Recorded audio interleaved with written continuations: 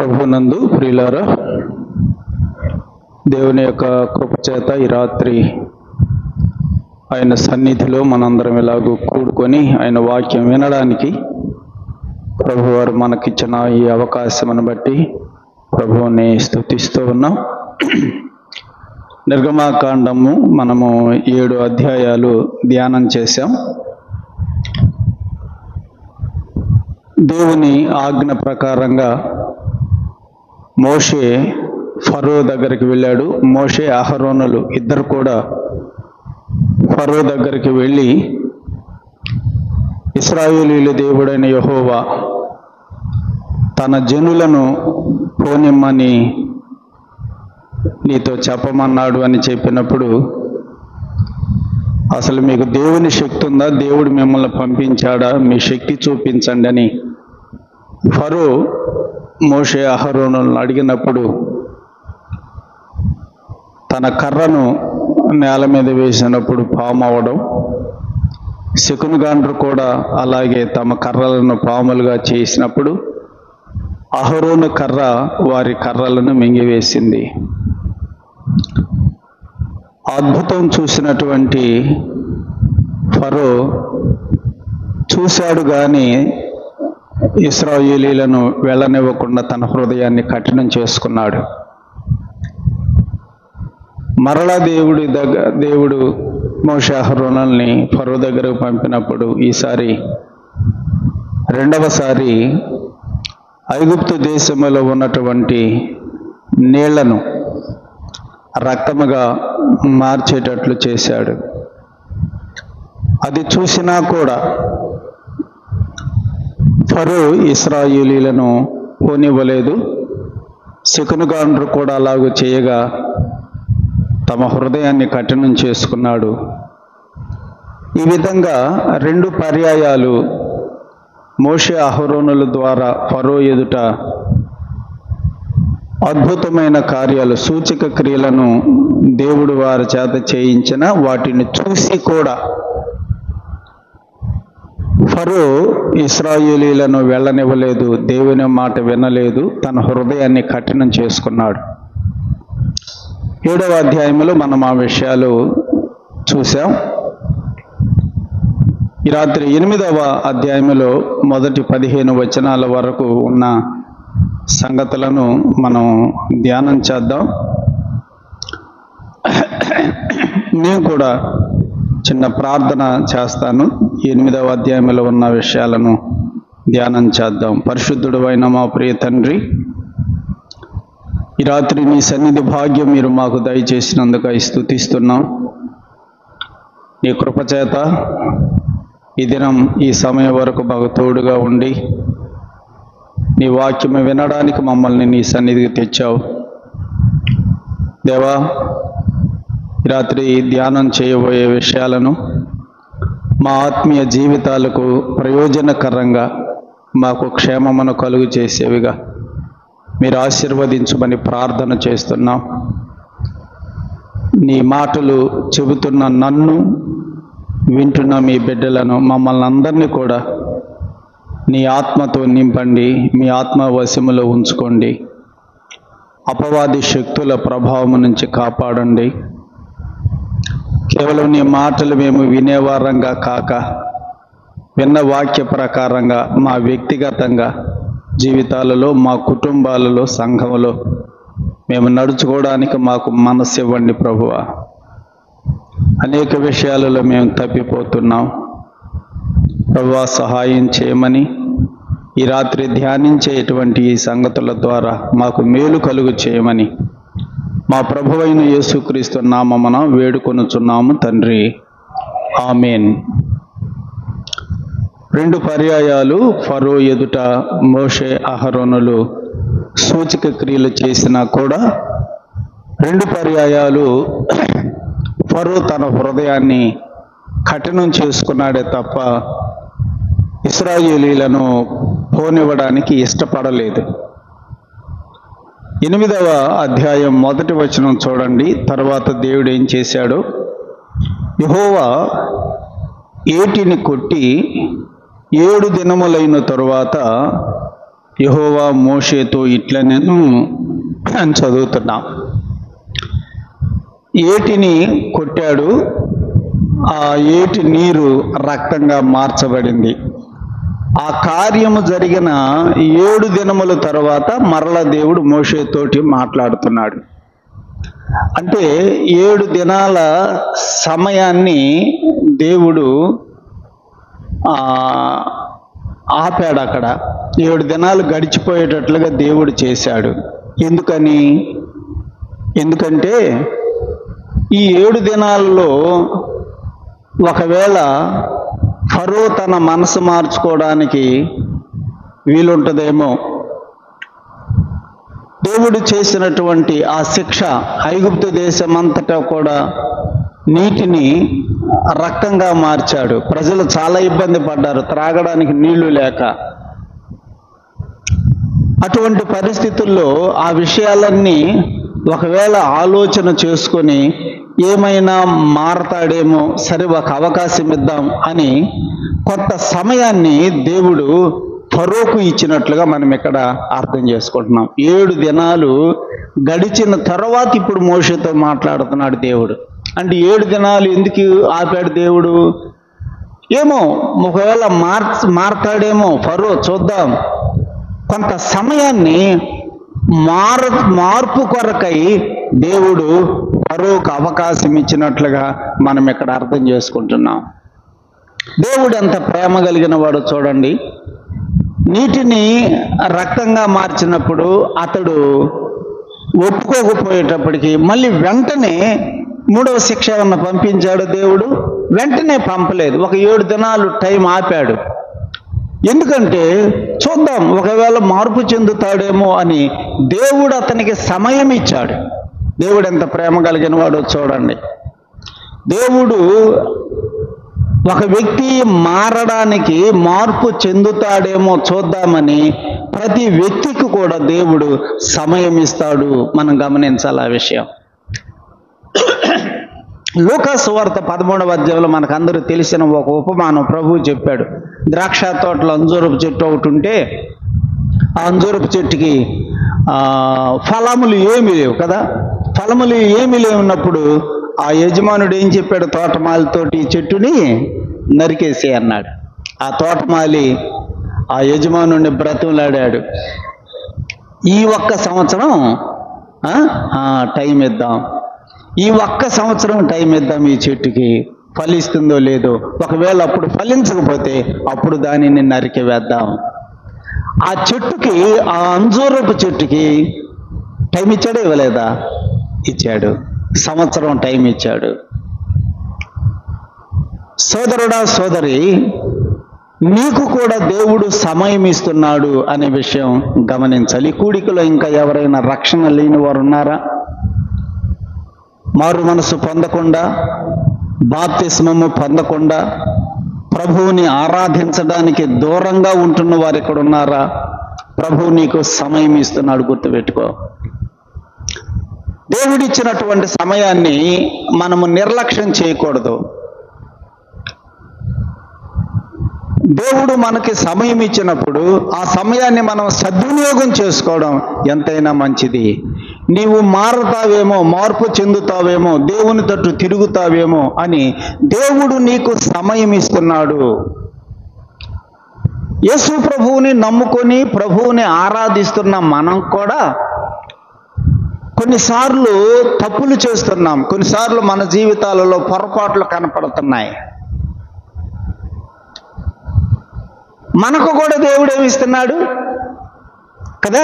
మన జీవితాలలో పొరపాట్లు ఉంటున్నాయి, మన జీవితాలలో తప్పులు కనపడుతున్నాయి, మన జీవితాలలో అవిధేయతలు కనపడుతున్నాయి, వాక్యానికి భిన్నమైన జీవితాలు మనలో కనపడుతున్నాయి. ప్రభువు తెలిసే విషయాలు. అయినా దేవుడు కోపపట్టలే మన మీద, దేవుడు మనల్ని శిక్షించటల్లా, దేవుడు మనల్ని మందలించడం వల్ల. ఎందుకని? చూద్దాం, ఒకవేళ తెలుసుకుంటాడేమో, వాక్యం వింటున్నాడుగా, వాక్యం వింటుండగా ఒకవేళ మారుతుందేమో, ఒకవేళ మారతాడేమో అని దేవుడు నీకు నాకు కూడా ఏమిస్తున్నాడు? సమయం ఇస్తున్నాడు. ఫరోకి 7 దినముల సమయం ఇచ్చాడు.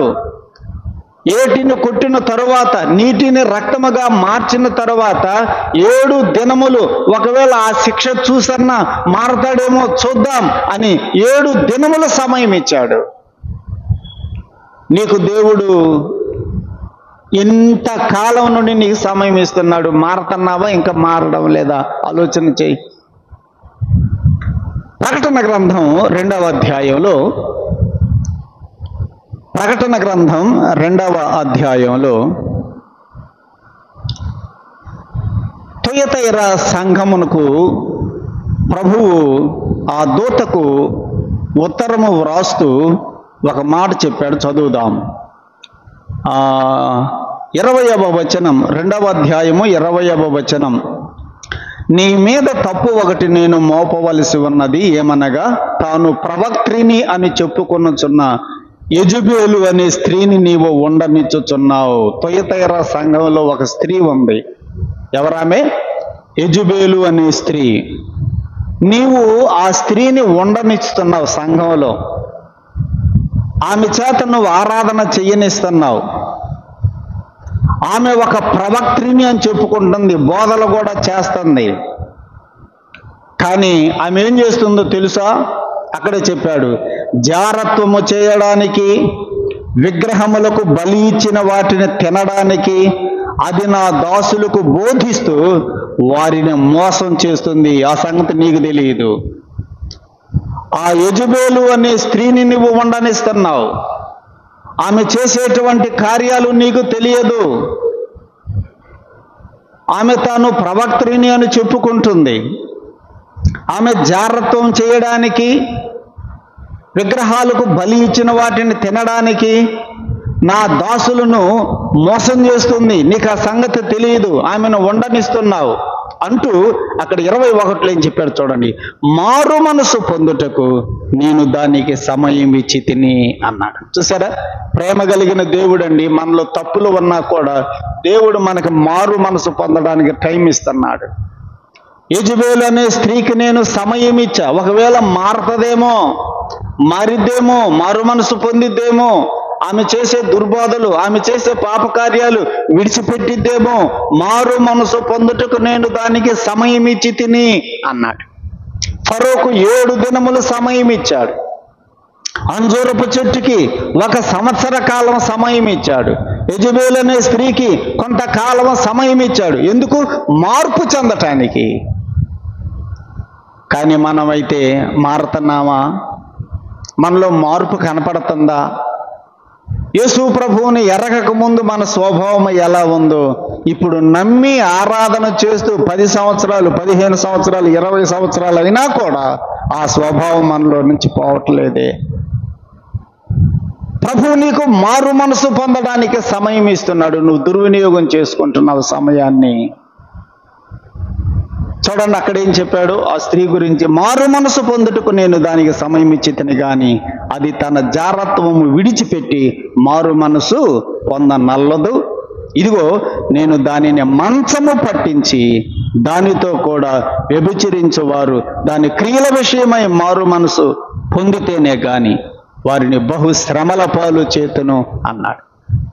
మారు మనసు పొందడానికి ప్రభువు సమయం ఇస్తున్నాడు. ఆ సమయమును గనక మనం సద్వినియోగం చేసుకోకపోతే శిక్ష తప్పదు. ఫరోకు 7 దినముల సమయం ఇచ్చి ఇప్పుడు ఆ 7 దినాలలో ఏ మార్పు కనపడలా ఫరోలో. అప్పుడు మోషేని పిలిపించి ఏమన్నాడో చూడండి. 8వ అధ్యాయం 1వ వచనం. 7 దినములైన తరువాత యెహోవా మోషేతో ఇట్లనెను, నీవు ఫరో యొద్దకు వెళ్ళి అతనితో నన్ను సేవించుటకు నా జనులను పోనిమ్ము, నీవు వారిని పోనీయ నొల్లని ఎడల ఇదిగో నేను నీ పొలిమేరలన్నిటినీ కప్పల చేత బాధించదను. 7 రోజులు టైం ఇచ్చా నీకు ఫరో, నువ్వేం మారలేదు. మారవయ్యక పనివ్వవా? ఒకవేళ నీవు గనక ఇప్పటికీ పోనీకపోతే నేను ఇప్పుడు నీ మీదకు 3వ శిక్ష పంపించబోతున్నా. ఏంటిదది? కప్పల చేత నేను నీ దేశమును బాధిస్తా అన్నాడు. 3వ వచనం చూడండి. ఏటిలో కప్పలు విస్తారముగా పుట్టును, అవి నీ ఇంట నీ పడక గదిలోనికి నీ మంచము మీదికి, నీ సేవకుల ఎండ్లలోనికి, నీ జనుల మీదికి, నీ పొయ్యలలోనికి, నీ పిండి పిసుకు తొట్లలోనికి ఎక్కి వచ్చును. చూసారా? నీవు గనక నా ప్రజలను పోనీయకపోతే ఇప్పటికీ నీ దేశమంతా నీటిని నేను రక్తంగా మార్పు చెందల, సమయమిచ్చ మారల. ఇప్పటికీ నీవు గనక మారకుండా నా జనులను పోనీయకపోతే కప్పల చేత నీ దేశమును నేను బాధిస్తా. కప్పలు ఎక్కడుంటాయి అనుకుంటున్నావు? ఆ కప్పలు నువ్వు పడుకోవడానికి బెడ్రూమ్లోకి వెళితే ఆ మంచం నిండా ఏముంటాయి? మంచం నిండా కప్పలే. మంచినీళ్ళు తాగుదామని వంటగదిలోకి పోయావు, బిందె మీద చేయి పెట్టి ఆ బిందె మీద మూత తీస్తే బిందె నిండే ఉన్నాయి కప్పలే. వంట చేసుకుందామని పొయ్యి దగ్గరకు పోయావు, పొయ్యిలో ఏమున్నాయి? కప్పలే. కనీసం కుర్చీలో కూర్చుందామని కుర్చీ దగ్గరకు పోతే కుర్చీ నిండా ఏమున్నాయి? కప్పలే. కూర్చోడానికి వీలు లేదు, పడుకోవడానికి వీలు లేదు. కనీసం నిలబడనన్నా నిలబడదామనుకుంటే నువ్వు నిలబడినా కూడా నీ మీదకేం ఎక్కుతున్నాయి? కప్పలే. కప్పల చేత నేను బాధిస్తా. చూడండి ఏమన్నాడు 4వ వచనం. ఆ కప్పలు నీ మీదికి, నీ జనుల మీదికి, నీ సేవకులందరి మీదికి వచ్చునని యెహోవా సెలవిచ్చుచున్నాడని చెప్పు. వెళ్ళి చెప్పు.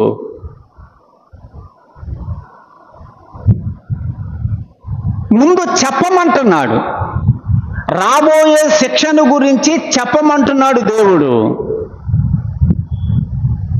దేవుడు శిక్ష పంపించేటప్పుడు ముందు చెప్పే పంపిస్తాడా, చెప్పకుండా పంపిస్తాడా? చెప్పే పంపిస్తాడు. అది దేవుడు రాబోయేటువంటి శిక్షను ముందుగానే చెప్తాడు.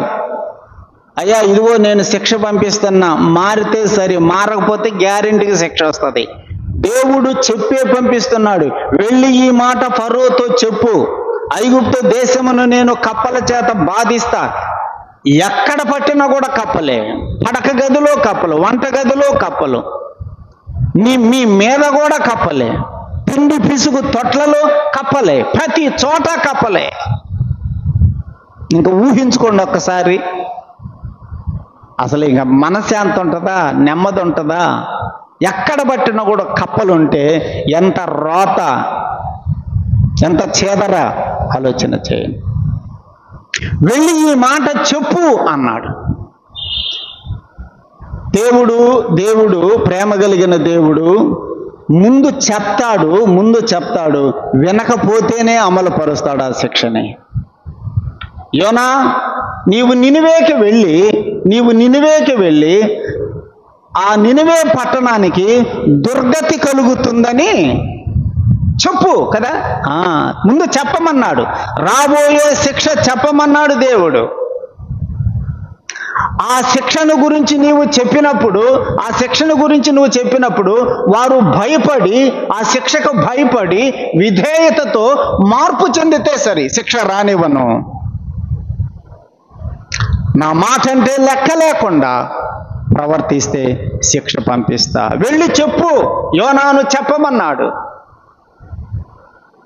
నోవహును చెప్పమన్నాడు. నోవహు వాడ తయారు చేస్తుంటే నీ దగ్గరకు వచ్చి అడిగితే చెప్పు, నా దేవుడు జలప్రళయమును పంపిస్తున్నాడు, ఈ భూమిని నాశనం చేయడానికి జలప్రళయమును పంపిస్తున్నాడని ప్రకటించు, చెప్పు. దేవుడు తన భక్తులందరికీ చెప్పింది ఏంటంటే, లోకములోనికి వెళ్ళి చెప్పండి అన్నాడు. మీరు సర్వలోకమునకు వెళ్ళి సర్వ సృష్టికి సువార్త చెప్పండి.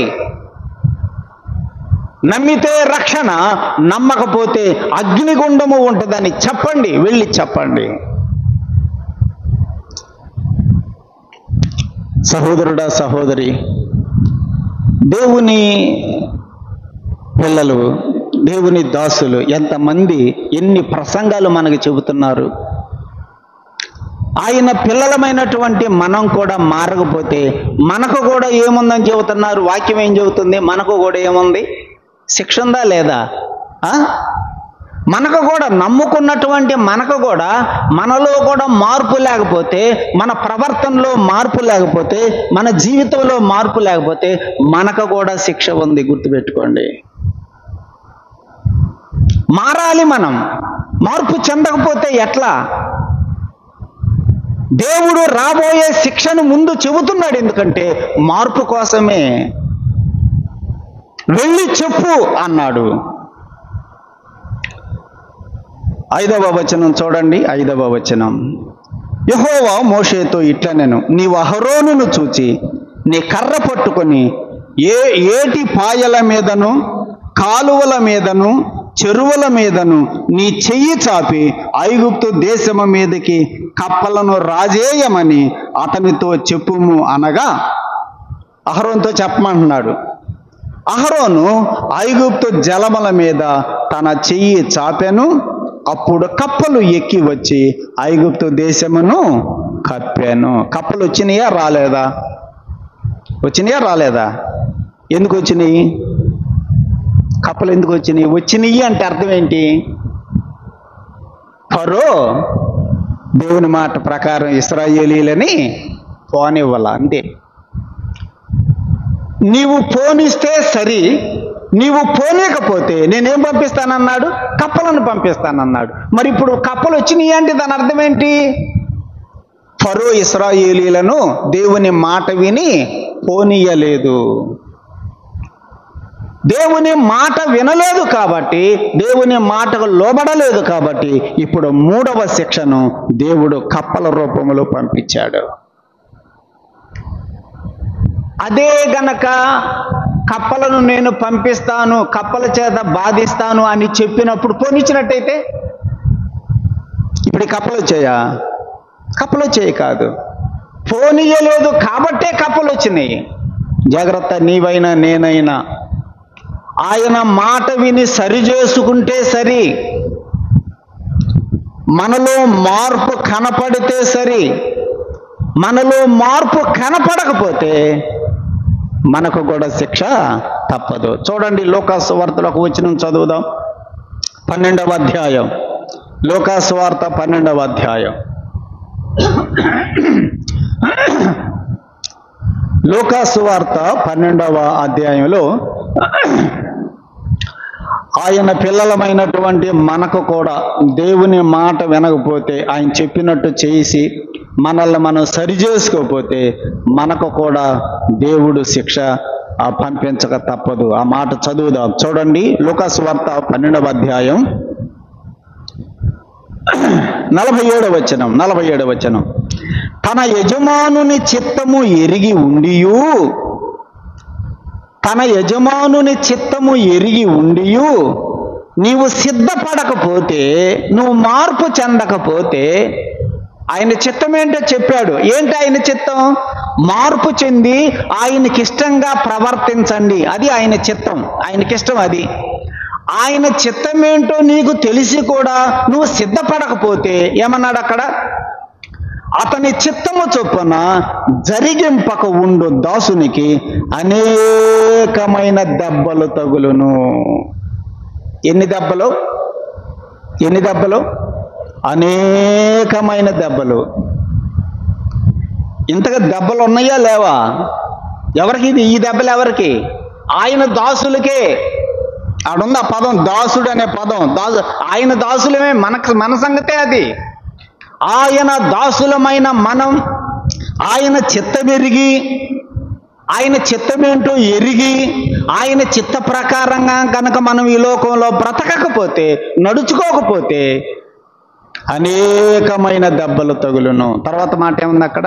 అయితే తెలియక దెబ్బలకు తగిన పనులు చేసిన వారికి కొద్ది దెబ్బలే తగులును. తెలిసి చేశారా తెలియక చేశారా వీళ్ళు? తెలియక అనే పదం మనం చదువుతున్నాం. సరే, వాళ్ళకి తెలియలేదులే. నీకు తెలుసా తెలియదా? నీకు తెలుసా తెలియదా? తెలియక చేసినా కూడా ఏమన్నాయి? తెలియక చేసినా కూడా ఏమన్నాయి? కొద్ది దెబ్బలు. మొత్తానికి దెబ్బలు మాత్రం ఉన్నాయి, గుర్తుపెట్టుకోండి.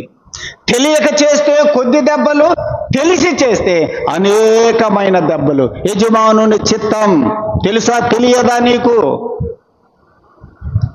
ఫరోకు తెలిసిందా తెలియలేదా దేవుని చిత్తం? నా జనులను పోనీయకపోతే కప్పల చేత నీ దేశమును నేను బాధిస్తా. సహోదరులారా, సహోదరులారా, ఈ రాత్రి మన సంగతి కూడా ఆలోచన చేయాలి. ఫరో సంగతి చూస్తున్నావులే, ఫరో మొండిగా ప్రవర్తిస్తున్నాడు, తన హృదయాన్ని కఠినం చేసుకుంటున్నాడు, మార్పు చెందటల్లా. మరి నీ సంగతి ఏంటి? నువ్వు కూడా కఠినంగా చేసుకుంటున్నావా? నీ హృదయాన్ని కఠినంగా ప్రవర్తిస్తున్నావా? మార్పు చెందవా? మారవా? నువ్వు మార్పు చెందడానికి ప్రభువు నీకు సమయం ఇవ్వడం లేదా? ఎందుకు సమయం ఇస్తున్నాడు? నువ్వు మారాలనే, ఆయన చిత్తమును ఎరిగి ఆయన చిత్త ప్రకారంగా నడుచుకోవడానికే ఆయన నీకు సమయం ఇస్తున్నాడు. కీర్తనల గ్రంథం 78వ కీర్తన 45వ వచనం చూడండి. 44 కూడా 44 ఐగుప్తీయులు త్రాగలేకుండా నైలు నది కాలువలను వారి ప్రవాహ జలములను ఆయన రక్తముగా మార్చెను. ఇది 7వ అధ్యాయంలో చూసాం. ఇప్పుడు 45వ వచనం, ఆయన వారి మీదకి జోరీగలను గుంపుగా విడిచెను, అవి వారిని తినివేశను, కప్పలను విడిచెను. ఇప్పుడు 8వ అధ్యాయంలో మనం ఇదే చూసాం. ఏం విడిచిపెట్టాడు? ఇప్పుడు కప్పలను విడిచెను, అవి వారిని నాశనము చేసెను అని కీర్తన గ్రంథంలో మనం చదువుతున్నాం. కప్పలను దేవుడు పంపిస్తే వారిని బాధించాయి, వారి దేశమును కప్పలు ఏం చేశాయట? నాశనము చేశాయి అనే మాట మనం చదువుతున్నాం. ఎందుకు వచ్చింది ఆ బాధ? ఎందుకు వచ్చింది ఆ నాశనం? కేవలం ఫరో తన హృదయాన్ని కఠినం చేసుకొని వారిని పోనీయనందున. మరి మన విషయంలో కూడా అంతే. మనం కూడా కఠినం చేసుకొని మన ప్రవర్తనను మార్చుకోకపోతే, మన జీవితాన్ని సరి చేసుకోకపోతే మనకు కూడా అనేకమైన దెబ్బలు తగులుతాయి. చూడండి, కప్పలు వచ్చాయి, దేశమంతా కూడా ఇప్పుడు కప్పలు వచ్చాయి. పడక గదిలో కప్పలు, పొయ్యిలో కప్పలు, వంటగదిలో కప్పలు, ప్రతి చోట కప్పలు దేశమును నాశనం చేశాయని మనం కీర్తన గ్రంథంలో చదువుతున్నాం. 7వ వచనం, శకునగాండ్రు కూడా తమ మంత్రముల వలన అలాగు చేసి ఐగుప్తు దేశము మీదకి కప్పలను రాజేసిరి. ఇప్పుడు శకునగాండ్రు కూడా ఏం చేశారు? వాళ్ళు కూడా కప్పల్ని రాజేశారు. అహరోను కర్రేస్తే వీళ్ళు కర్రలేశారు, వీళ్ళ కర్రలు కూడా పాములైనాయి. కానీ వాళ్ళ కర్రల్ని మింగేశాయి. అహరోను కర్ర తన కర్రను చాపి ఏటివైపు చాపినప్పుడు మొత్తం నీళ్ళన్నీ కూడా రక్తంగా మారాయి. వీళ్ళు కూడా ఏం చేశారు? వీళ్ళు కూడా మార్చారు. ఇప్పుడు అహరోను తన కర్రను చాపినప్పుడు ఏటిలో నున్నట కప్పలు విస్తారంగా పైకొచ్చి ఐగుప్తు దేశం అంతా కప్పలతో నిండుకున్నాయి. ఇప్పుడు వీళ్ళు కూడా పని చేశారు, శకునగాండ్రు కూడా పని చేశారు. 8వ వచనం చూడండి. ఇప్పుడు 8వ వచనం, అప్పుడు ఫరో మోషే అహరోనులను పిలిచి, నా యొద్ద నుండి, నా జనుల యొద్ద నుండి ఈ కప్పలను తొలగించమని యెహోవాను వేడుకోండి. అప్పుడు యెహోవాకు బలి అర్పించుటకు ఈ ప్రజలను అగత్యముగా పోనిచ్చెదను అనెను. ఇప్పుడు విస్తారంగా కప్పలు వచ్చినాయి, దేశమంతా కప్పలతో నిండుకున్నాయి. అయితే శకునగాండ్రు కూడా కప్పలను తెప్పించారు. అయితే కప్పలు పోవటల్లా. ఇప్పుడు మోషే అహరోనులతో మాట్లాడుతున్నాడు, మీ దేవుడిని మీరు ఈ కప్పలను తొలగించమని వేడుకోండి. ఆ మాట ఏందో శకునగాండ్రుతో చెప్పచ్చుగా ఈయన. ఏ మాట? అరే ఈ కప్పలు పోయేటట్టు చేయండిరా, కప్పలను తెప్పించారు కదా మీరు, వాళ్ళలాగా ఈ కప్పల్ని తెప్పించారు కాబట్టి ఈ కప్పల్ని పోయేటట్టుగా కూడా మీరు చేయండిరా అని శకునగాండ్రుకి చెప్పచ్చుగా. నేను అనుకుంటున్నాను చెప్పుంటాడు. అది వాళ్ళ వల్ల కాల.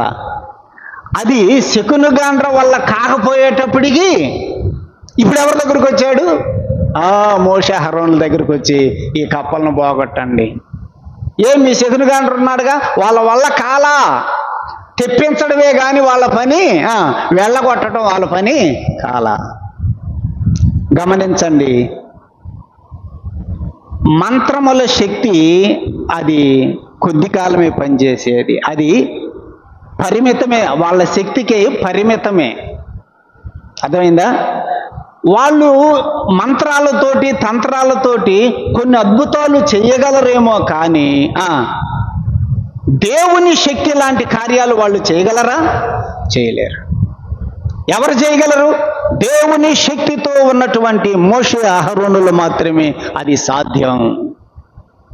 అందుకనే ఫరో వచ్చి ఆ కప్పలను మీరు వెళ్ళిపోయేటట్టుగా మీ దేవుణ్ణి వేడుకోండి, ఆ కప్పలు కనుక వెళ్ళిపోతే యారింటికి నేను మిమ్మల్ని పంపిస్తా బలి అర్పించడానికి అంటున్నాడు. శకునగాండ్ర యొక్క శక్తి, మంత్రముల యొక్క శక్తి తాత్కాలికం, దేవుని శక్తి అపరిమితం. దేవుడు కప్పలను తెప్పించగలడు, మళ్ళీ ఆ కప్పల్ని వెళ్ళగొట్టగలడు. దేవుడు రోగమును తగ్గించగలడు, మాట వినకపోతే రోగము పెట్టగలడు. దేవుడికి సమస్తము సాధ్యమే. హన్నా ఏమన్నదో చూడండి, సమూయేలు మొదటి గ్రంథం 2వ అధ్యాయములో దేవుని గురించి హన్నా పలికినటువంటి మాటలు మనం చదువుకుందాం. 2వ అధ్యాయం 6వ వచనం, దేవుడు ఏదైనా చేయగలడు. ఏమేం చేయగలడు చూడండి, ఆమె ఏం పలికిందో. 2వ అధ్యాయం 6వ వచనం, జనులను సజీవులను గాను మృతులను గాను చేయువాడు యెహోవా. రెండు చేయగలడు ఆయన. కప్పలను తెప్పించగలడు, కప్పలను వెళ్ళగొట్టగలడు. కానీ శకునగాండ్రు ఏం చేయగలరు? కప్పలను తెప్పించడం వరకే, వాటిని వెళ్ళగొట్టలేరు. అది వాళ్ళ చేత కాదు. ఎందుకంటే వాళ్ళ శక్తి సాతాను శక్తి. దేవుని శక్తి ముందు ఆ శక్తి పనికిరాదు. దేవుడు ఏదైనా చేయగలడు, తెప్పించగలడు, వెళ్ళగొట్టగలడు. ఇప్పుడు హన్నా కూడా అదే అంటుంది, నా దేవుడు జనులను సజీవులుగా చేయగలడు, మాట వినకపోతే మృతులుగా కూడా చేయగలడు. 2 పనులు చేస్తాడు మా దేవుడు. ఇంకేమన్నది, పాతాళమునకు పంపుచు అందులో నుండి రప్పించుచుండువాడును ఆయనే. ఆయన పాతాళానికి పంపగలడు, పాతాళంలో నుండి బయటికి కూడా తెప్పించగలడు. 2 పనులు చేయగలడు. 7వ వచనం, యెహోవా దారిద్ర్యమును ఐశ్వర్యమును కలుగజేయువాడు. 2 కలుగు చేస్తాడు. నిన్ను దరిద్రుడుగా పుట్టించగలడు, దేవునికి విధేయుడుగా ఉంటే నిన్ను ఐశ్వర్యవంతుడిగా కూడా చేయగలడు. దేవునికి సమస్తము సాధ్యమే. కృంగజేయువాడును లేవనెత్తువాడును ఆయనే. నిన్ను నేల మీద పడవేయగలడు, నేల మీద పడిపోయిన నిన్ను పైకి లేవనెత్తను గలడు. 2 పనులు దేవుడు చేస్తాడు. కానీ శకునగాండ్రు 2 పనులు చేస్తారు. ఒకటే, కప్పల్ని తెప్పించడం వరకే వాళ్ళ పని, వాటిని వెళ్ళగొట్టడం వాళ్ళ చేతగాల. అందుకే ఫరో మోషే అహరోనుల దగ్గరకు వచ్చి మీ దేవుణ్ణి వేడుకోండి, కప్పలను వెళ్ళగొట్టండి అని ప్రాధేయపడుతూ ఉన్నాడు. సోదరుడా సోదరి, దేవుని యొక్క శక్తి ఎంత గొప్పదో చూడండి. మంత్రాల చేత తంత్రాల చేత చేసేటువంటి శక్తి అది కొద్ది కాలమే ఉండేది, అది తాత్కాలికమే.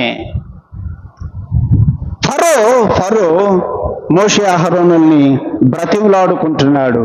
9వ వచనం చూడండి, 9వ వచనం, అందుకు మోషే, నన్ను గెలిచినట్టుగా నీవు అతిశయింపవచ్చును, ఈ కప్పల శేషము ఏటిలోనే ఉండునట్లును అవి నీ మీదను నీ ఎండ్లలోనూ ఉండకుండా చంపబడునట్లును నీ కొరకును నీ సేవకుల కొరకును నీ ప్రజల కొరకును నేను ఎప్పుడు వేడుకొనవలెనో చెప్పుము అని ఫరోను అడగగా అతడు రేపే అనెను. సరే గాని నువ్వు చెప్పిన మాట ప్రకారంగా నీ కొరకు నీ సేవకుల కొరకు నీ ప్రజల కొరకు నీ దేశం కొరకు అందరి కొరకు నేను దేవుణ్ణి వేడుకుంటా గాని ఎందుకు నన్ను ఎప్పుడు వేడుకోమంటావు అని అడిగాడు. అప్పుడు ఏం చెప్పాడు ఆయన? ఏమని చెప్పాడు? రేపే అన్నాడు. అంటే ఈ రోజంతా కప్పలు ఉండొచ్చా? నన్ను అర్థం అదేగా. రేపే అన్నాడంటే ఈ రోజంతా కప్పల చేత నువ్వు బాధలు అనుభవించడానికి సిద్ధంగానే ఉన్నావా ఏంటి? ఫరో మాట్లాడే మాటలు చూడండి. అసలు వాస్తవంగా ఏమనాలి ఫరో? అయ్యో ఇప్పుడే వేడుకోండిరా నాయన, ఈ కప్పల చేత మేము అల్లాడిపోతున్నాం, ఇప్పుడే వేడుకోండి, తొందరగా పంపించండి అనాలి. కానీ ఇప్పుడే అనే మాట ఏమన్నా వచ్చిందా? రాదు. మన నోట్లో నుంచి కూడా రాదు. అయ్యా మారు మనసు పొందుతావు అంటే ఇప్పుడే పొందుతా అంటాడు మనోళ్ళు. ఏమంటారు? ఇప్పుడు కాదులే అంటాం కదా. అయ్యా బాప్తిసం తీసుకయ్యా అని అంటే ఇప్పుడు కాదు, ఏదో డేట్ చెబుతాం, రేపే. ఫరో అన్నాడు కదా, రేపే. ఇప్పుడు అనే మాట ఫరో నోట్లో నుంచి రానే రాదు, మన నోట్లో నుంచి కూడా రాదు. ఎలా ఉన్నావు? నీ మాట ఫరో మాట లేకపోతే దేవుని మాట? దేవుని మాట ఏం చెప్పిద్దో చూడండి. కొరింథీయులకు రాసిన 2వ పత్రిక దేవుని వాక్యం ఏం చెబుతుందో చూడండి. 6వ అధ్యాయం, కొరింథీయులకు పౌలు రాసిన 2వ పత్రిక 6వ అధ్యాయం 2వ వచనం చూడండి. అనుకూల సమయమందు నీ మొర ఆలకించి తిని రక్షణ దినమందు నిన్ను ఆదుకుంటుని ఆయన చెప్పుచున్నాడు కదా, ఇదిగో ఇప్పుడే. ఫరో ఏమంటున్నాడు? రేపే. వాక్యం ఏమంటుంది? ఇప్పుడే. ఫరో ఏమంటాడు? రేపే. వాక్యం ఏమంటది? ఇప్పుడే. చూడండి ఎంత వ్యత్యాసం ఉందో ఫరోకిను దేవుని వాక్యానికి. అపవాది ఏమో ఇప్పుడు అనడు, అపవాది ఏమో ఇప్పుడు అని మన చేత అనిపించడు. డిగ్రీ అయిపోయిన తర్వాత నేను బాప్తిసం తీసుకుంటా. ఇంటర్లోనేమో తీర్మానం చేశాడు, బాప్తిసం ఎప్పుడు? డిగ్రీ అయిపోయిన తర్వాత. ఎవరి భాష అది? దేవుని భాష, ఫరో భాష అది? ఎవరి మాట అది? చూడండి, ఇప్పుడే అనే మాట మన నోట రానియకుండా చేసేవాడు అపవాది.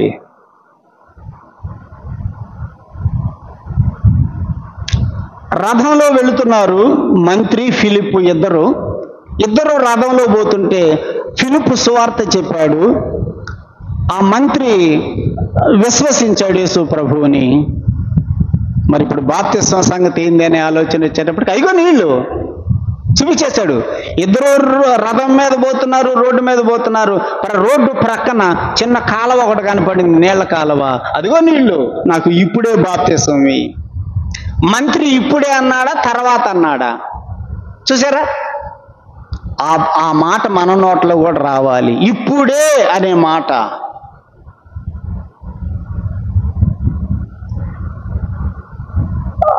ఒక యాయీరు యేసు ప్రభు దగ్గరికి వచ్చాడు. తన కుమార్తె చనిపోయే పరిస్థితుల్లో ఉంది. చనిపోయే పరిస్థితుల్లో ఉన్నప్పుడు యేసు ప్రభుని ఏమని వేడుకున్నాడు? మా ఇంటికి వచ్చి మా అమ్మాయిని బ్రతికించయ్యా, చావు బతుకుల్లో ఉంది అని అడిగాడు. ఒకవేళ ప్రభు నేను ఎప్పుడు వచ్చేది అంటే ఏమంటాడు యాయీరు? నన్ను ఎప్పుడు రమ్మంటావు మీ ఇంటికంటే ఏమంటాడు? రేపే అంటాడా? ఏమంటాడు? ఇప్పుడే, మా అమ్మాయి చావు బతుకుల్లో ఉంది, ఇప్పుడే రా అంటాడు కదా. మన అవసరతల కోసం అయితే ఇప్పుడు అంటాం మనం, అవునా కాదా? నీకు ఉద్యోగం ఇస్తా కానీ ఎప్పుడు ఇవ్వమంటావు అంటే ఏమంటాం? నీకు నేను ఉద్యోగం ఇస్తాను, ఎప్పుడు ఇవ్వమంటావు? నీకు ఉద్యోగం అంటే ఏమంటారు యవనస్తులు? మీరు ఏమంటారు? ఇప్పుడే అంటామా అనమా మనం? ఇప్పుడే. ఒక 5 సంవత్సరాల తర్వాత వీలయ్యా నాకు ఉద్యోగం అని అంటామా? ఇప్పుడే అంటాం. మరి దేవుని విషయంలో ఎందుకనో ఇప్పుడే అనే మాట? దేవుని కార్యాలలో రేపు అనే పదం వాడకూడదు, మనం వాయిదాలు వేయకూడదు. అది సైతాను మాట. ఇప్పుడే.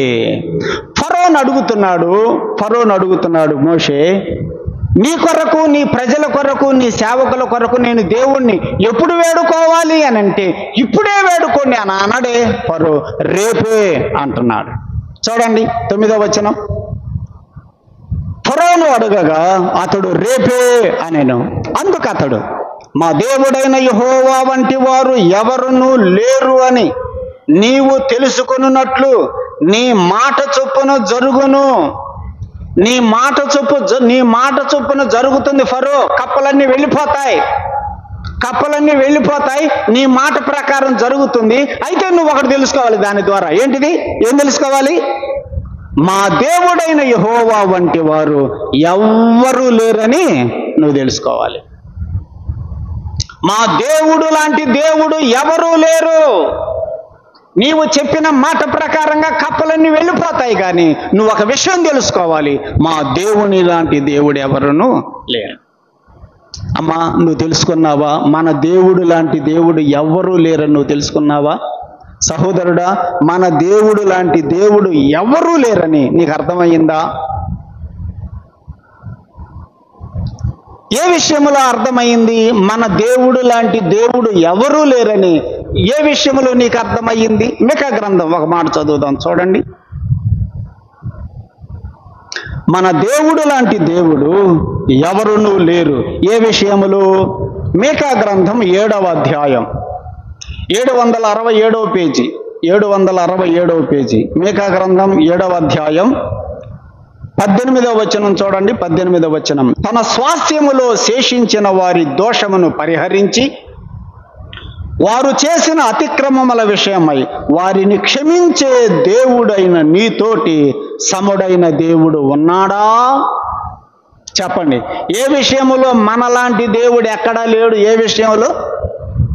దోషములను పరిహరించే విషయములో, అతిక్రమములను క్షమించే విషయములో, పాపములను క్షమించే విషయములో మన దేవుడు లాంటి దేవుడు, మన దేవునితో సమానుడైన దేవుడు ఎక్కడా కూడా లేడు.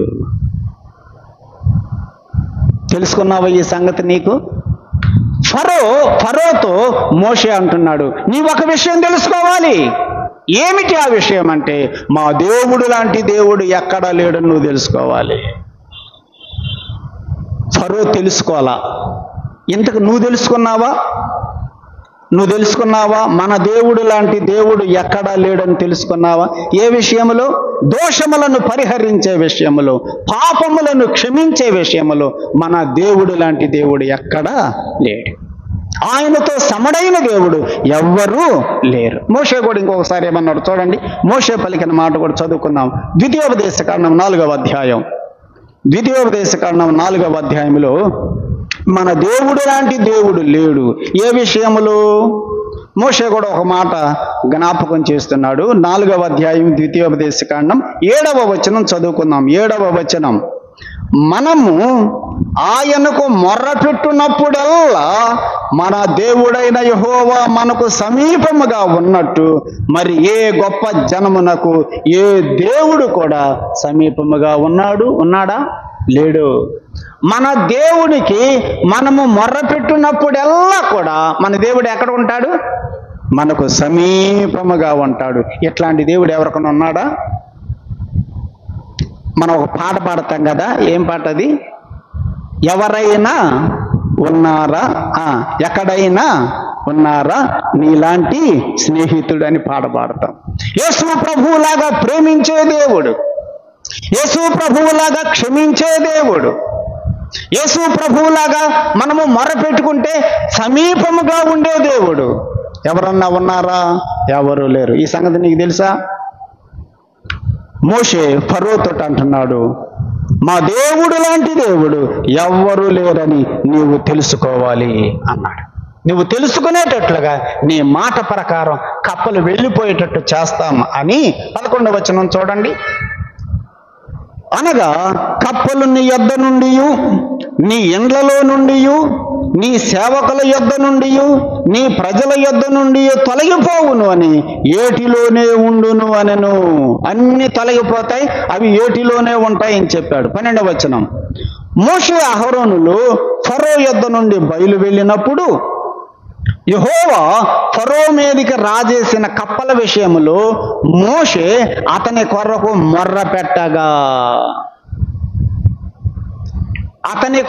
మొర్రపెట్టగా, ఎవరి కొరకు? ఫరో కొరకు మొర్ర పెట్టింది ఎవరు? మోషే. ఫరో కొరకు మోషే మొర్ర పెడుతున్నాడు. అమ్మా, నీవు మొర్ర పెడుతున్నావా? నీవు మొర్ర పెడుతున్నావా? నీ భర్త కొరకు మొర్ర పెడుతున్నావా? నీ భార్య కొరకు మొర్ర పెడుతున్నావా? నీ బిడ్డల కొరకు మొర్ర పెడుతున్నావా? మొర్ర పెట్టండి. మోషే మొర్ర పెడుతున్నాడు ఫరో కొరకు. ఆయన పిల్లలమైన మనము మొర్ర పెడితే ఆయన మనకు సమీపముగా ఉండే దేవుడు. వస్తాడు, నీ దగ్గరకు వస్తాడు. మొర్రపెట్టు, హృదయపూర్వకంగా మొర్రపెట్టు, బ్రతిలాడుకో ప్రభువుని. ఆయన తప్పకుండా నీ మొర్ర వింటాడు. 34వ కీర్తన 6వ వచనం చూడండి. దావీదు వ్రాసిన మాట. 34వ కీర్తన 6వ వచనం. ఈ దీనుడు మొర్ర పెట్టగా యెహోవా ఆలకించెను. మోషే మొర్ర పెడితే దేవుడు ఏం చేశాడు? ఆలకించాడు. మనము కూడా దీనత్వము కలిగి, తగ్గింపు జీవితము కలిగి, వినయ విధేయతలు కలిగి, విరిగి నలిగిన మనస్సు కలిగి మొర్ర పెడితే అది దీనుడంటే. ఈ దీనుడు మొర్ర పెట్టగా యెహోవా ఆలకించెను, అతని శ్రమలన్నింటిలో నుండి అతనిని రక్షించెను. మనము మొర్ర పెడితే ఆయన ఆలకిస్తాడు, మన శ్రమలన్నింటిలో నుండి ఆయన రక్షిస్తాడు. మొర్ర పెడుతున్నావా? మొర్ర పెట్టండి. 17వ వచనం కూడా చూడండి. ఇదే కీర్తన 17వ వచనం. నీతిమంతులు మొర్ర పెట్టగా యెహోవా ఆలకించును. దీనుడు మొర్ర పెట్టగా యెహోవా ఆలకించెను. నీతిమంతులు మొర్ర పెట్టగా యెహోవా ఆలకించును, వారి శ్రమలన్నింటిలో నుండి వారిని విడిపించును. శ్రమలలో రక్షిస్తాడు, శ్రమలలో విడిపిస్తాడు. ఎప్పుడు అంటే మొర్ర పెట్టినప్పుడు. మొర్ర పెట్టండి. మోషే ఫరో కొరకు మొర్ర పెట్టాడు, ఐగుప్తు రాజు కొరకు మొర్ర పెట్టాడు. అదే కదా తిమోతికి కూడా పౌలు రాసింది. రాజుల కొరకు, అధికారుల కొరకు, మనుషులు అందరి కొరకు ప్రార్థన చేయండి, విజ్ఞాపన చేయండి అని తిమోతికి పౌలు రాశాడు. మోషే వలె మనం కూడా మొర్ర పెడదాం. అనేకుల కొరకు మొర్ర పెడదాం. మన కుటుంబంలో వారి కొరకు మొర్ర పెడదాం. సంఘములో వారి కొరకు మొర్ర పెడదాం. ఈ దీనుడు మొర్ర పెట్టగా యెహోవా ఆలకించెను. ప్రియులారా, మోషే మొర్ర పెట్టాడు. ఏం జరిగిందో చూడండి. 13వ వచనం. మోషే అతని కొరకు మొర్ర పెట్టగా 13వ వచనం. యెహోవా మోషే మాట చొప్పున చేసెను. యెహోవా మోషే మాట చొప్పున చేసెను. ఎవరి మాట ఎవరిన్నారు ఇప్పుడు? యెహోవా మోషే మాట చొప్పున చేశాడంట. అంటే ఎవరి మాట ఎవరిన్నారు? మోషే మాట దేవుడు విన్నాడు. మోషే మాట దేవుడు విన్నాడు. ఒక నరుని మాట దేవుడు విన్నాడు. అయ్యా మోషే, నువ్వు చెప్పినట్టుగా నేను వింటానులే, నువ్వు చెప్పినట్టుగా నేను చేస్తాలే అన్నాడు. మోషే మాట దేవుడు ఎందుకు విన్నాడు? మోషే మాట దేవుడు ఎందుకు విన్నాడంటే దేవుని మాట మోషే విన్నాడు కాబట్టి. అర్థమైందా?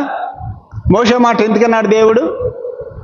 దేవుని మాట మోషే విన్నాడు కాబట్టి. కావాలంటే 7వ అధ్యాయం చూడండి. నిర్గమకాండం 7వ అధ్యాయం 6వ వచనం చూడండి. ఏముంది అక్కడ? 7వ అధ్యాయం 6వ వచనం. నేను యెహోవానని. 6వ వచనం. మోషే అహరోనులు యెహోవా తమకు ఆజ్ఞాపించినట్లు చేసిరి, అలాగుననే చేసిరి. ఎవరు చెప్పినట్టు విన్నారు ఇక్కడ? ఇప్పుడు ఈ వచనంలో ఎవరు చెప్పిన మాట విన్నారు? దేవుని మాట మోషే అహరోనులు విన్నారు. 10వ వచనం చూడండి. 10వ వచనం. కాబట్టి మోషే అహరోనులు ఫరో యొద్దకు వెళ్ళి యెహోవా తమకు ఆజ్ఞాపించినట్లు చేసిరి. దేవుడు చెప్పినట్టుగా, దేవుడు ఆజ్ఞాపించినట్టుగా ఎవరు చేశారు? మోషే అహరోనులు చేశారు. అట్లాగైతే దేవుని మాట మోషే అహరోనులు విన్నారు. 20వ వచనం చూడండి. 20వ వచనం 7:20. యెహోవా ఆజ్ఞాపించినట్లు మోషే అహరోనులు చేసిరి. 7వ అధ్యాయంలో 6వ వచనం, 10వ వచనం, 20వ వచనం మనం చదువుతుంటే దేవుని మాట మోషే అహరోనులు విన్నారు. దేవుని మాట మోషే అహరోనులు విన్నారు కాబట్టి ఇప్పుడు మోషే మాట ఎవరు విన్నారు? దేవుడు విన్నాడు. ఇప్పుడు చెప్పండి, మన మాట దేవుడు వినాలంటే ఏం చేయాలి? మన మాట దేవుడు వినాలంటే ఏం చేయాలి? ఆయన మాట మనం వినాలి. అది మన మాట ఆయన వినడం లేదంటే ఆయన మాట మనం వినలేదు కాబట్టి. ప్రియులారా, యెహోవా మోషే మాట చొప్పున చేశాడు అంటే మోషే దేవుని మాట చొప్పున చేశాడు కాబట్టి. అట్లానే మనం కూడా ప్రభు మాట చొప్పున చేస్తే, ఆయన మాట ప్రకారం మన జీవితంలో ప్రవర్తిస్తే మన మాట కూడా ప్రభు వింటాడు. చాలామంది ఆయన మాట ప్రకారం చెయ్యరు, కానీ మన మాట ప్రకారం ఆయన చేయటం లేదు ఏంటి అని మనం క్వశ్చన్ చేస్తూ ఉంటాం. అందుకని యేసు ప్రభు యోహాను సువార్త 6వ అధ్యాయంలో అన్నాడు కదా, నేను చెప్పినట్టు మీరు చెయ్యకుండా ప్రభువా ప్రభువా నన్ను ఎందుకు పిలుస్తారు అన్నాడు. 6:46లో యోహాను సువార్త. నేను చెప్పిన మాట ప్రకారం మీరు చేయకుండా నన్ను ప్రభువా ప్రభు అని పిలుచటం ఎందుకు అన్నాడు. ఆయన చెప్పినట్టుగా మనం చేద్దాం. 13వ వచనం, యెహోవా మోషే మాట చొప్పున చేసిన గనుక ఎండ్లలోనేమి వెలుపలనేమి పొలములోనేమి కప్పలు ఉండకుండా చచ్చిపోయాను. కప్పలన్నీ ఏమైపోయినాయి? ఇప్పుడు చచ్చిపోయినాయట. 14వ వచనం, జనులు వాటిని కుప్పలుగా వేసినప్పుడు భూమి కంపు కొట్టాను. ఆ చచ్చిపోయిన కప్పల దుర్వాసన దేశమంతా కూడా కంపు.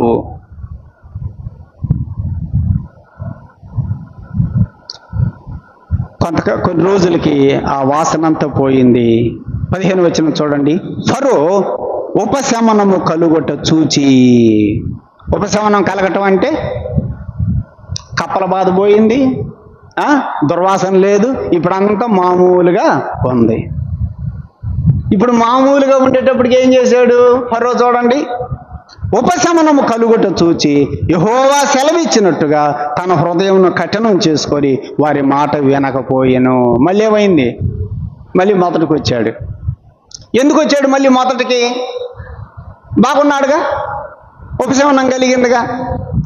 రోగం వచ్చి మంచం మీద ఉంటేనేమో ప్రార్థన చేయమంటాము, ఇప్పుడు రోగం తగ్గిన తర్వాత ఇంకా ప్రార్థనతో పని ఏముంది? అదనమాట ఇప్పుడు మోషే ఈ ఫరో సంగతి కూడా. కష్టం వచ్చినప్పుడేమో నా కొరకు వేడుకోండి, నా కొరకు వేడుకోండి అన్నాడు మోషే అహరోనుల దగ్గరకు వచ్చి.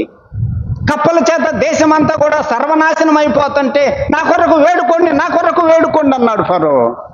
ఇప్పుడు కప్పలు ఒక్కటి లేదు, ఉపశమనం కలిగింది, హాయిగా ఉంది దేశం అంతా. ఇప్పుడు మళ్ళీ మొదటికి వచ్చాడు, నేను పంపను అంటాడు. కష్టం వస్తేనేమో బాధ వస్తేనేమో శ్రమ వస్తేనేమో దేవుడా దేవుడా దేవుడు అంటాం.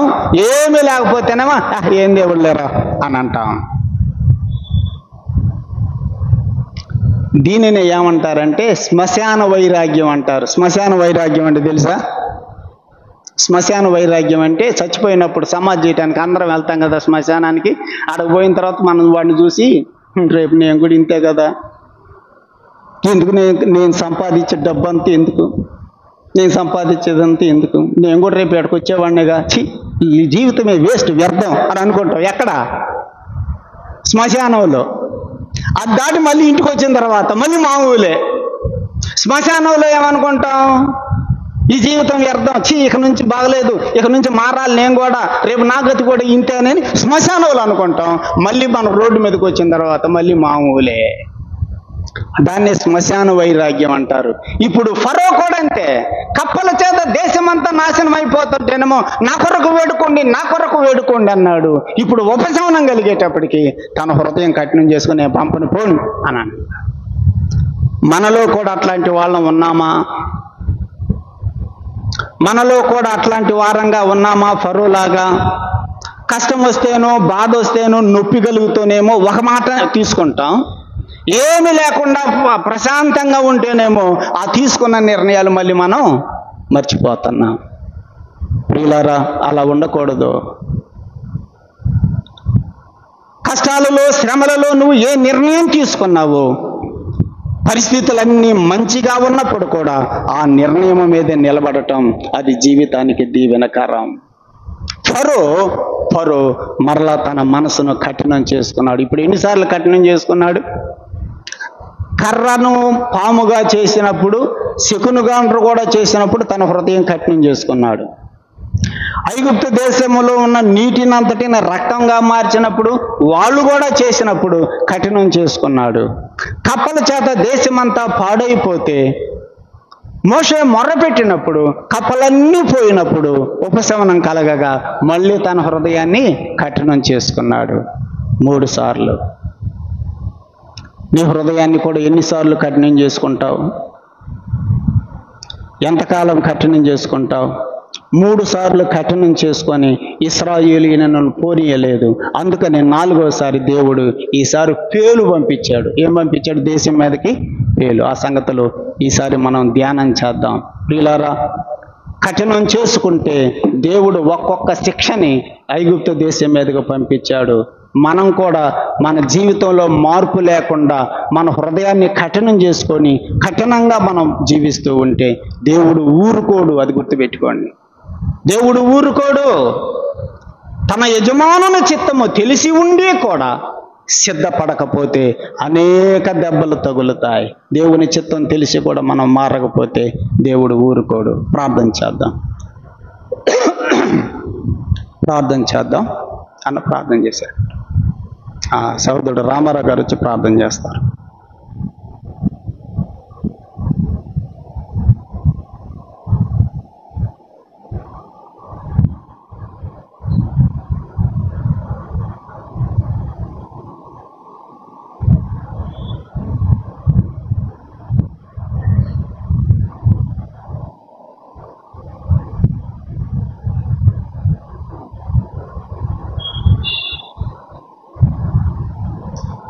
ప్రియులారా, అందరికి వందనాలు. చిన్న ప్రార్థన విజ్ఞప్తి. మా తమ్ముడు అంజయ్య కిమ్స్ హాస్పిటల్కి, మరి సంఘమిత్ర నుంచి కిమ్స్ హాస్పిటల్కి షిఫ్ట్ చేశారు. కిమ్స్ హాస్పిటల్లో ఆరోగ్యశ్రీ ఉన్నందువల్ల సంఘమిత్ర నుంచి కిమ్స్కి తీసుకొచ్చారు. వాళ్ళు ఒక 3 days అబ్జర్వేషన్లో పెట్టి బైపాస్ సర్జరీ చేస్తామని చెప్పారు. దయచేసి మీ వ్యక్తిగత ప్రార్థనలో జ్ఞాపకం చేసుకోవాలని మనం చేస్తున్నాం. అంతకుముందు మీకు తెలిసిన విధంగా స్టంట్లు వేశారు ఒక 5 సంవత్సరాల క్రితం. అతను మరి ఆహారపు అలవాట్లలో కానీ, మరి వర్క్ విషయంలో కానీ కొంచెం స్ట్రెయిన్ అయినట్టు, అవి కొంచెం స్పైల్ అయిపోయినాయి, బైపాస్ చేయాలని చెప్పారు. ఇప్పుడు కిమ్స్ హాస్పిటల్లో 3rd floorలో ఐసీయూలో ఉన్నాడు. ఒక 3 days అబ్జర్వేషన్ చేసిన తర్వాత ఆపరేషన్ చేస్తున్నారు. దయచేసి మీ వ్యక్తిగత ప్రార్థనలో జ్ఞాపకం చేసుకోవాలని మనం చేస్తున్నాం. ప్రార్థన చేసుకుందాం. ప్రేమ కలిగిన తండ్రి, పరిశుద్ధమైన దేవ, మీకు స్తోత్రం చెల్లిస్తున్నాం. సర్వాధికారి అయిన దేవుడవు, మహిమ ప్రభావములు కలిగిన దేవుడవు. దేవా, మీ వంటి దేవుడు లేడు. ఓ పరిశుద్ధుడైన దేవ, సర్వాధికారైన దేవ, బలవంతుడైన దేవ, మహాశక్తివంతుడైన దేవ, మీకు స్తోత్రం చెల్లిస్తున్నాం. మీ దాసుని బలపరిచి నిర్గమాకాండంలో 8వ అధ్యాయంలో నుంచి మీరు మాతో మాట్లాడుతున్న సంగతుల కొరకై నాయన మీకు స్తోత్రం చెల్లిస్తున్నాం. ఆనాడు సంభవించిన వాస్తవాలు మా జీవితానికి అమూల్యమైన పాఠాలు దేవా. మీ వాక్యమునకు మేము లోబడి మీ చిత్తానుసారంగా మేము జీవించినట్లు సహాయం దయచేయండి. తెలిసి